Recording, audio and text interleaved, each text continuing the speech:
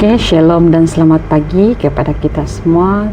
Puji Tuhan, kita berkesempatan lagi bersama di dalam ruangan kebaktian pribadi yang saya lakukan setiap hari. Sebelum saya meneruskan pembacaan sambungan daripada pembacaan buku Jalan Menuju Yesus, terlebih dulu mari kita berdoa dan saya pimpin kita di dalam doa. Ya Bapa kami dalam kerajaan syurga, sekali lagi saya mengucap syukur atas berkat dan perlindungan Bapa sepanjang istirahat tidur malam tadi, dan pada pagi ini saya dapat meneruskan lagi pembacaan melalui buku Jalan Menuju Yesus. Biarlah Tuhan menyertai dalam pembacaan ini dan saya dapat memahami pelajaran ini dengan baik, dan begitu juga bagi mereka yang mendengarnya. Terima kasih Bapa karena sudah mendengar dan menjawab doa ini. Semua ini saya serahkan dalam nama Tuhan Yesus kami sudah berdoa. Amin. Okay, pada kali ini saya akan teruskan dengan bab yang ke-9 yang bertajuk pekerjaan dan kehidupan. Gambarnya seperti inilah. Ada gambar dalam ni. So, saya akan bacakan. Semua terang kehidupan dan kegembiraan alam semesta datangnya daripada Tuhan. Berkat-berkatnya seperti pancaran cahaya matahari mengalir bagaikan air yang berpunca daripada mata air. Apabila kehidupan Tuhan berada di dalam hati manusia, ia akan mengalir keluar kepada orang lain dalam bentuk kasih dan berkat. Kegembiraan juru selamat kita ialah apabila mengangkat dan menebus orang yang berdosa. Dia tidak cuba menyelamatkan dirinya sendiri, malahan merasa sengsara dan memalukan dan rela mati di atas salib. Malaikat-malaikat juga berusaha untuk kegembiraan kita, yaitu kesukaan mereka. Inilah kesukaan mereka. Orang yang mementingkan diri tidak mahu merendahkan diri untuk menolong yang lemah, sakit dan yang berdosa. Namun ia adalah pekerjaan para malaikat yang tidak berdosa. Kemurahan kasih Kristus memenuhi syurga dan menjadi kegembiraan kepada semua orang yang ada di situ. Pengikut-pengikut Kristus akan memperoleh kasih seperti ini, dan inilah yang menuntut mereka di dalam pekerjaan mereka. Pengaruh yang sangat indah bagi kasih Kristus di dalam hati kita tidak dapat disembunyikan. Sesiapa sahaja yang kita temui akan merasa kuasa yang suci. Kehadiran Roh Kudus di dalam hati seperti mata air di tengah-tengah gurun. Ia akan mengalir memberikan kehidupan baru kepada mereka yang meminumnya. Kasih kepada Yesus akan menuntun kita untuk bekerja bagi memberkati dan mengangkat semua orang. Kasih-Nya menuntun kita untuk menjadi orang yang baik dan pengasih. Kita mempunyai simpati kepada semua ciptaan Bapa di syurga. Kehidupan juru selamat di atas dunia bukanlah yang mudah. Bagaimanapun, dia tidak pernah merasa letih di dalam pekerjaannya menyelamatkan yang hilang. Sejak kelahirannya sehingga kematiannya, dia hidup tidak mementingkan diri. Dia tidak pernah melarikan diri daripada pekerjaan yang susah atau perjalanan yang jauh sekalipun.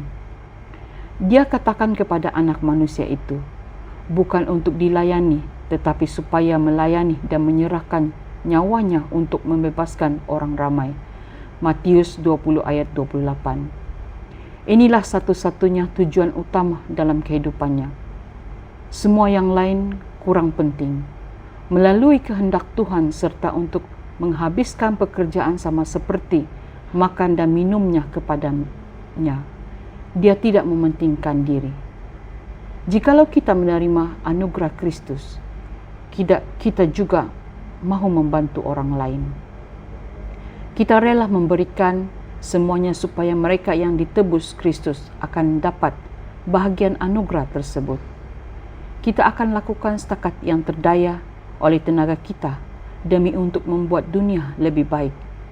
Siapa yang benar-benar mengasihi Tuhan mempunyai hasrat seperti ini. Sebaik saja kita datang kepada Kristus, keinginan kita memberitakan kepada orang lain meluap. Kita mau semua orang mengetahui persahabatan yang indah boleh terjadi di dalam Dia. Kebenaran yang menyelamatkan dan menyucikan kita tidak boleh terbantut di dalam hati kita. Kita tidak merasa jemu memberitahukan orang lain tentang Dia apabila kita mengenal jubah kebenaran Kristus. Apabila kita dipenuhi dengan kegembiraan rohnya, kita perlu membahagikannya. Kita mempunyai sesuatu yang indah untuk dikabarkan kerana kita telah mengetahui bahawa Tuhan itu baik adanya. Apabila Yesus memanggil Filipus untuk menjadi salah satu daripada murid-muridnya, Filipus berlari serta memanggil sahabat pergi bersama-sama dengan untuk datang kepada Yesus. Kita akan menjadi seperti Filipus. Bila kita mendapatkan juru selamat, kita akan menjemput orang lain untuk bertemu dan melihat keindahan Kristus. Kita akan terangkan kepada mereka mengenai keseronokan syurga. Kita ingin berjalan seperti Yesus. Dia mau mereka yang di sekeliling kita melihat Dia, anak domba Tuhan yang mengangkat dosa dunia. Yahya 1 ayat 29. Berkat yang berkelimpahan akan kita terima apabila kita cuba memberi berkat kepada orang lain. Tuhan mahu demikian kebaikan kita agar mendapat bahagian untuk melaksanakan rencana penebusannya itu. Dia berikan kita hak untuk menjadi seperti Dia, barulah kita boleh menjadi pembantunya dan membahagikan kepada orang lain berkat-berkat yang kita terima. Bekerja dengannya merupakan penghargaan terbesar, kegembiraan terbesar yang Tuhan dapat berikan kepada kita.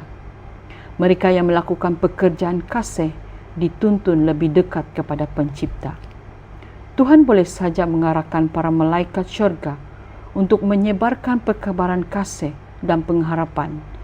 Dia boleh sahaja menggunakan cara yang lain, tetapi dengan cintanya yang tidak terkira memilih kita sebagai pembantunya.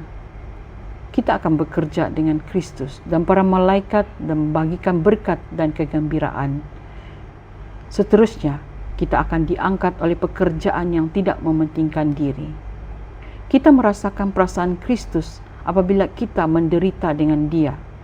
Setiap kali kita membantu orang lain, rela kita melakukan pekerjaannya serta lebih dekat kepada penebus. Meskipun Dia kaya, bagi kebaikan kamu, Dia menjadikan dirinya miskin, supaya dengan kemiskinannya, Ia menjadi kamu kaya. 1 Korintus 8 ayat 9. Kehidupan boleh menjadi berkat yang sebenar kepada kita hanya apabila kita melakukan pekerjaan untuk mana kita diciptakan. Sekian sahaja pembacaan saya dengan yang sudah saya bacakan sebentar tadi, iaitu berkenaan dengan pekerjaan dan kehidupan. Seperti yang saya pikirkan pada kemarin, seperti yang ada di dalam bacaan saya pada kali ini. Terima kasih atas kamu yang mendengarnya. Semoga itu akan jadi berkat kepada kamu juga. Dan sudah tentu ia akan menjadi berkat bagi saya yang membacanya juga. Sampai sini saja saya akan meneruskan pembacaan pada esok hari. Dan Tuhan memberkati kita. Kamu boleh berdoa di tempat kamu dan saya berdoa di tempat saya.